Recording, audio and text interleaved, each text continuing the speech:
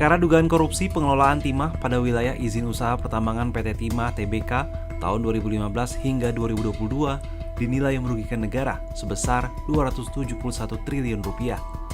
Nilai itu berasal dari berbagai jenis kerugian yang perlu ditanggung, yakni kerugian lingkungan dan ekonomi serta biaya pemulihan.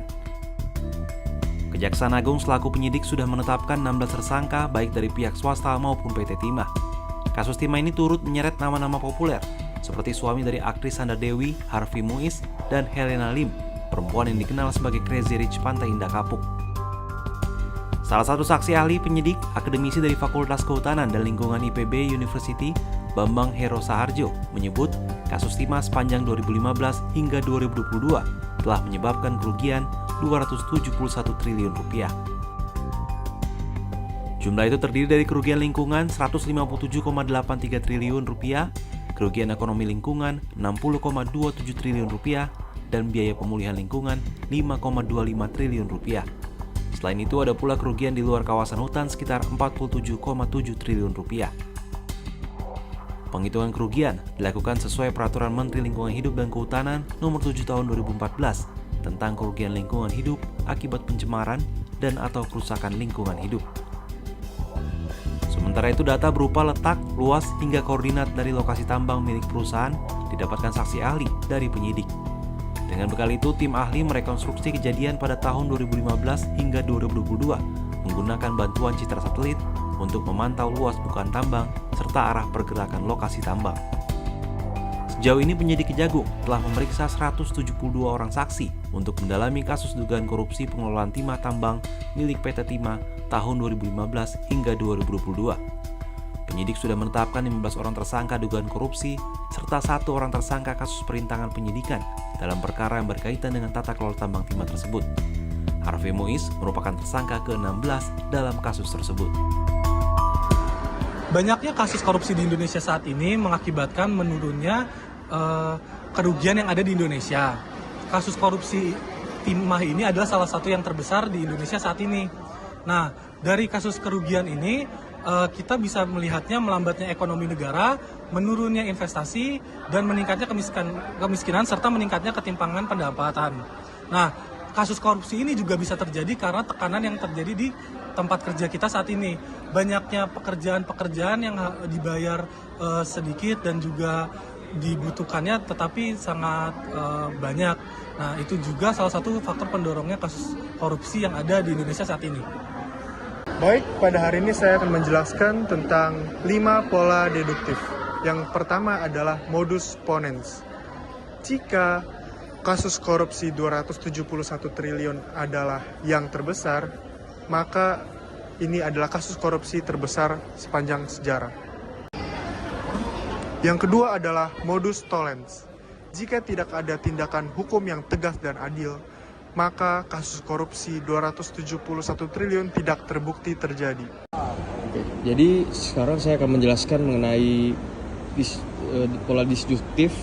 Nah, untuk disjuktif sendiri ini yaitu entah korupsi itu sebesar 271 triliun atau tidak, itu jika terjadi konsekuensinya itu akan sangat besar. Nah, jika tidak terjadi, maka mungkin ada kesalahan dan laporan atau investigasi. Berikutnya, selanjutnya itu ada mengenai dilema. Jadi kalau jika kasus korupsi sendiri ini senilai 271 triliun, nah itu dapat dibuktikan benar, maka sistem dari peradilan itu harus menunjukkan keberanian dan juga dalam menegakkan keadilan.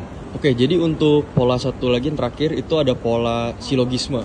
Jadi untuk pola silogisme ini itu mengenai mengambil uang yang bukan haknya untuk kepentingan pribadi, merupakan sebuah tindakan korupsi. Klaim ada 2 yang kami dapatkan, yaitu klaim nilai. Pertama, klaim nilainya seperti layaknya fenomena gunung es, korupsi timah 271 triliun. Dapat dikatakan hanya sebagian kecil saja kasus mengenai penyalahgunaan izin usaha pertambangan terungkap ke permukaan. Kemudian yang kedua, klaim faktual. Indonesia digemparkan kasus mega korupsi yang diperkirakan berakibat pada kerugian keuangan negara sebesar 271 triliun. Ada 2 kesesatan informal yang kami dapatkan. Yang pertama, kesesatan informal slipper slope tentang korupsi. yaitu jika kita membiarkan korupsi kecil-kecilan merajalela, maka pada akhirnya akan membuka celah bagi korupsi besar dan sistematik yang menggerogoti fondasi negara. Kemudian yang kedua ada kesesatan ad populum tentang korupsi, yaitu dikatakan bahwa banyak orang bilang korupsi itu menjadi budaya di negara kita. Jadi wajar saja kalau banyak pejabat yang korup. Jadi selanjutnya saya akan menjelaskan mengenai analisis kritis kasus. Nah, yang pertama itu adalah identifikasi. Nah, dari yang kami identifikasi adalah kasus ini adalah korupsi besar yang mencakup 271 triliun di Indonesia. Nah, kasus ini juga berada di sektor sumber daya alam yang melibatkan penyuapan dan juga gratifikasi. Nah, selanjutnya juga korupsi ini menimbulkan kerugian yang sangat besar di bagian lingkungan dan juga keuangan ekonomi lingkungan.